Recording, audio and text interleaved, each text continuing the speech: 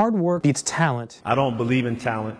I'm here because I worked hard my whole life. Hard work beats talent every single time. Okay, but what if it doesn't? What if hard work does not beat talent? In this video, I'm going to be telling you 4 reasons why hard work in reality very rarely beats talent, at least in the way that most people think about that statement. And then at the end of this video, I'm going to give you 2 ways that you can find the missing ingredient that does allow hard work to beat talent. The missing ingredient that if you were to miss would mean that your hard work will probably be very likely to not beat talent. For those of you that are new, I'm Dr. Justin Sung. I'm a former medical doctor and full-time learning coach, and for the last decade, I have worked with thousands of learners around the world to teach them to learn more efficiently. So here's the thing about hard work and talent. When I was 18, trying to enter into medical school, I studied a lot. I tell the story all the time. I was studying 15, 20 hours a day, very little sleep. Yes, it is very unhealthy. No, it is not a good way to live. I was not having a good time. My efficiency was terrible,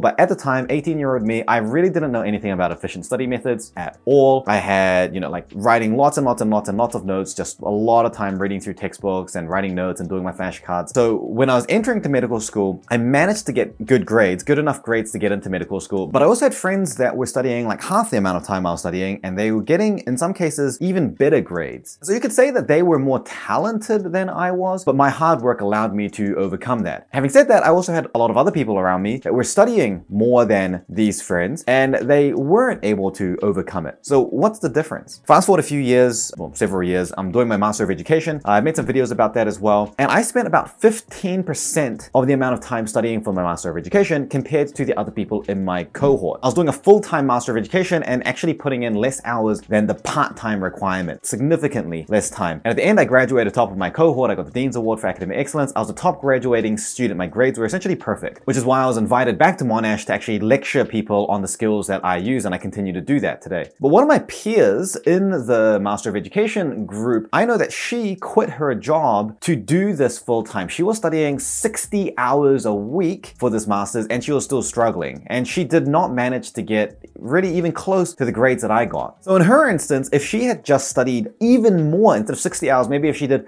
100 hours, would she have caught up or beaten me? Probably not, because even as it is, she was putting in like 10 times the amount of hard work compared to me. And so clearly the formula for success is not simply hard work times talent. There's a missing ingredient here. In fact, 8 years ago when I first started getting into the education space, I set up my first company. It was a non-profit social enterprise. And the whole premise was, can we teach younger students in high school, especially from underprivileged backgrounds, some of the skills on how to use their effort more effectively? And the reason I set that company up was because I started noticing so many students from these lower socioeconomic positions that went to these less academic schools coming into uni, and they were really struggling. And it was certainly not because of a lack of effort that they weren't doing very well. It actually felt, from my perspective, that their hard work seemed to be futile. And the thing is that I now know that this is true. Hard work can be futile. You can work hard and still do poorly. And what that causes is a lot of stress and a lot of anxiety and a lot of pressure, and over time it makes people believe that they are simply incapable or not smart enough or not good enough, and that is just not true. We like to say that hard work beats talent because it is a message of hope. I get that, but it is oversimplified, or at least people see it in a way that is oversimplified. Especially young people putting in a lot of work, they think the answer, if they're not doing well, is to simply work harder. And this is especially true in a lot of Asian countries. It's just part of the culture. So let me tell you the problems with that approach. Reason number 1 is that hard work has diminishing returns. When you put in a little bit of work, if you start from having no work to doing a decent amount of work, you're getting really good returns. However, if you go from having high amounts of work to even more work, you're gonna get less bang for your buck. Every extra hour you're putting in is giving you less results. And at a certain point, it actually starts being worse. More hours actually makes you perform worse. So for example, if you were to study 180 hours a week, is that even possible? Let me just think about this.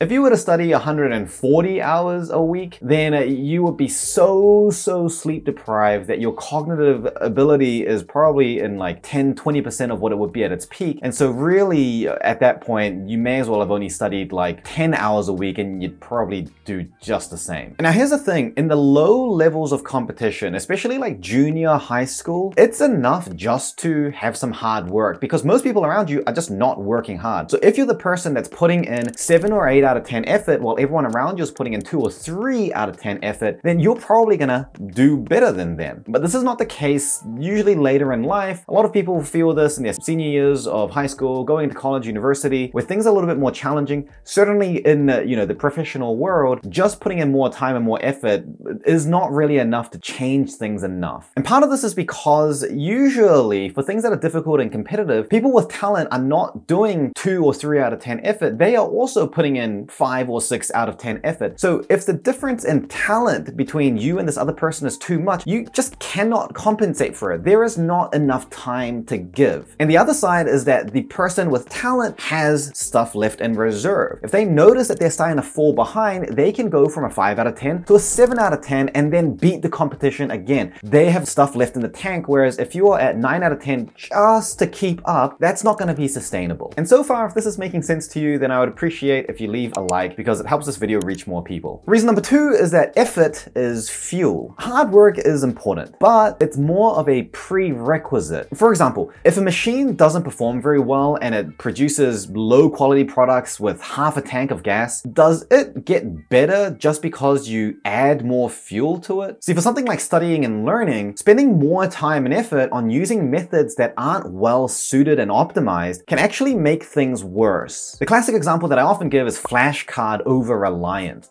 We know that flashcards are an excellent tool for its purpose. You can rote memorize lower order facts and details, especially in the short term. But beyond that, relational thinking, conceptual thinking, complex problem solving, deeper application, or having better long-term memory, we know that this is not a good tool. But lots of students over-rely on this, and actually in some cases that's the only technique that they have in their arsenal. And this means that we can easily become overwhelmed because the brain's ability to just prune out unnecessary, irrelevant information, which is what the brain thinks about stuff that you're just repeatedly cramming in through flashcards, your brain's ability to do that is much more efficient and faster than your ability to just do and repeat more of the same flashcards. You're never gonna win against your brain. In fact, research on forgetting curves shows that irrelevant information can be pruned from the brain within seconds to minutes at most, which is why it can feel like you're constantly fighting against your memory because you actually are. But then Justin, isn't that better than nothing? Well, yes, it's better than nothing, but it's not better than the alternative. See, if we commit all of this time to using that strategy, then we're taking time away from using other strategies that might be more beneficial for different purposes. And so you can easily see how just thinking harder work is the solution can be problematic. We can use a method that's not giving us good results, and therefore we think the reason is because we're not using that enough. So we just put more time and more effort into it. And so here's a rule of thumb that I follow for myself and for any students that I work with. If the amount of effort you're putting in is reasonable, for example, if you're in high school, I'd say 10 to 20 hours a week of studying is pretty reasonable, and you're not getting consistent or predictable or desirable results, then your methods can probably be optimized. In fact, for most things in life, you should be able to get pretty predictable and consistent results with only a decent amount of effort if you have the right method. And then once you know that this entire system works and is well tuned, then you can start pumping more fuel into it, more time and more energy. And this is actually kind of intuitive. We probably already know this. A famous example is the late, great Kobe Bryant,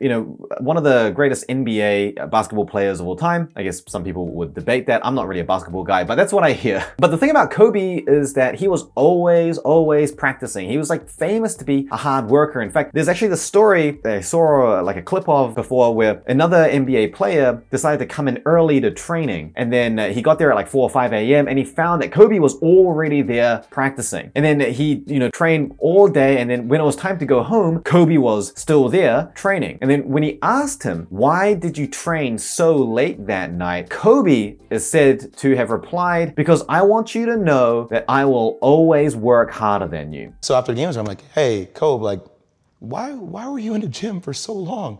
He's like, because I saw you come in. And I wanted you to know that it doesn't matter how hard you work, that I'm willing to work harder than you.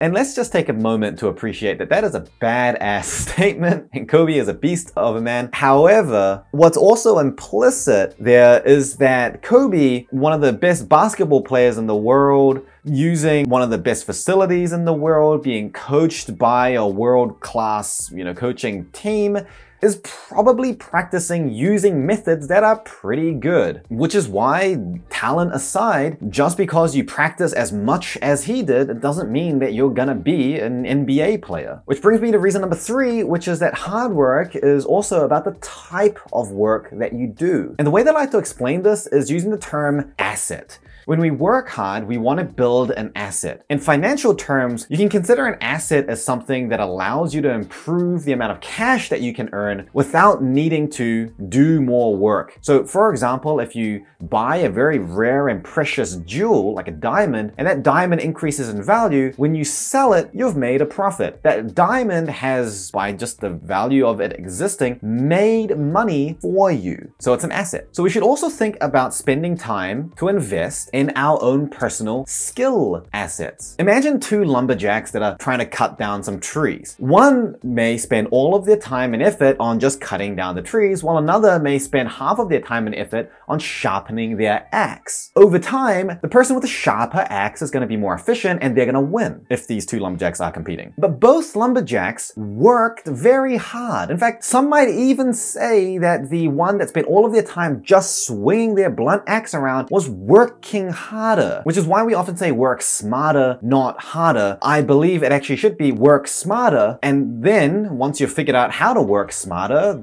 then feel free, if you want to work hard as well. And then you become unstoppable. And so even though hard work can beat talent, and even though the statement, hard work beats talent, can give people hope, in reality, it can actually do the opposite. It can rob people of hope if you only see hard work and talent as the 2 parts of the equation to success, whatever success means to you. Because really the equation should be success equals hard work times talent times your processes. In fact, you could even say that talent is simply just the natural ability for someone to intuitively use more optimal processes. Think about that.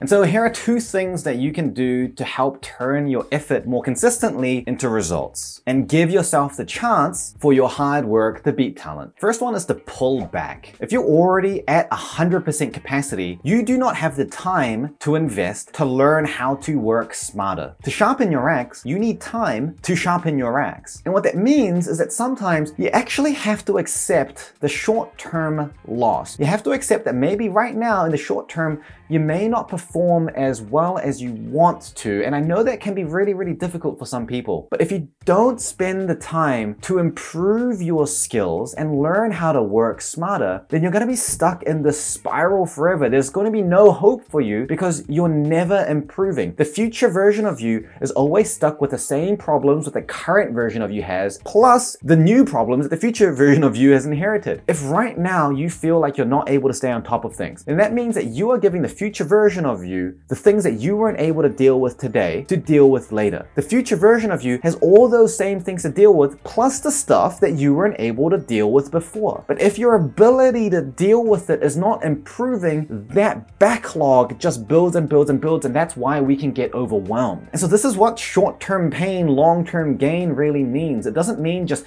put your head down and work hard right now so that you can get a good result later. It means accept defeat now. Lose the game so that you can win the championship. Which brings us to number 2, which is to know more things. A lot of people will say that I don't know how to work smarter, so I can't. I don't know what to do. But it doesn't stop you from taking the next step, which is to learn what to do, to gain more information about that. If the reason that you can't work smarter is you don't know how, your next step is to know how. So maybe you're not taking time to sharpen your axe. Maybe that time is spent on learning how to sharpen an axe, which would lead to you being able to sharpen your axe. Taking action is rarely about changing your action immediately. Most of the time, especially for things that are difficult or complicated, taking action means making the decision to learn what action you should take. And so if you want to learn how to improve your learning or studying efficiency and work smarter in that way, then you might be interested in checking out my video on encoding. Or if you want to see me apply some of these techniques in in real life, for example, like I did with my master's program, I actually documented that, and you can check out that video here as well. As always, if you found this useful, leave a thumbs up, share it with your friends. I appreciate your support. Thanks for watching, and I'll see you next time.